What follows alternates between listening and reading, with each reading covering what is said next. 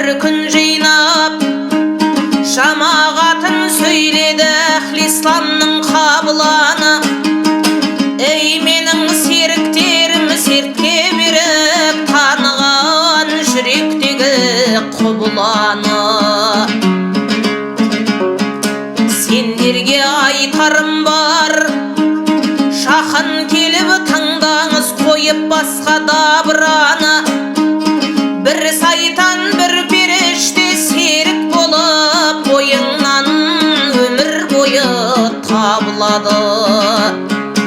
Ой салып жетелесі сол екеуі таңдауың өз еркіңе бағынады. Жақсы ойға періштелік есік ашсаң шайқалмас шаттығыңның шаңырағы. Жаман ой шайтан жапқан зерлі шапан бір кейсең кеуліңе кір жағылады. Алланың есімдерін зікір қылсаң қақпағы жаман ойдың жабылады. Шайтанның қақпасына шоқпар тиіп қайғырып қарашындай қағынады. Ауызын батыра алмай ақ жүрекке сүбелі жемтігінен қағылады. Жарының жамалына жаннан артық ғашық жан осылайша жағынады. Зікірден ғафыл қалса тіл мен ділің арам ой ақылға кеп ағылады. Сарсаңға түскен басың делбе болып қадамың бассаң жолдан жаңылады. Жүрегің қарауылсыз қалып қойған шауалған қамалсындай шағылады.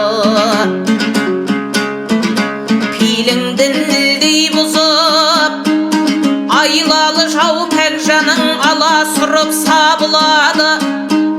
Сұлтаны барлық тәннің патша кеуіл қалғандай тар қапаста қамығады. Айнасын кеуіліңнің кір шалған соң арнасы пейіліңнің тарылады. Қамалып қараңғыда қалғаннан соң қалыбын қайран жүрек сағынады. Отырған сөзді таңдап сахабалар таңырқап бұл тәмсілге аңырады. Расулым сізде дағы бар ма шайтан деп сұрап тұс-тұсынан жамырады. Әрине менде де бар, бірақ маған жәрдем ғып күл әлемнің рахманы. Мойынын иіп берген сайтанымның ол күнбіз енді маған бағынады. Бұл сөзді пайғамбар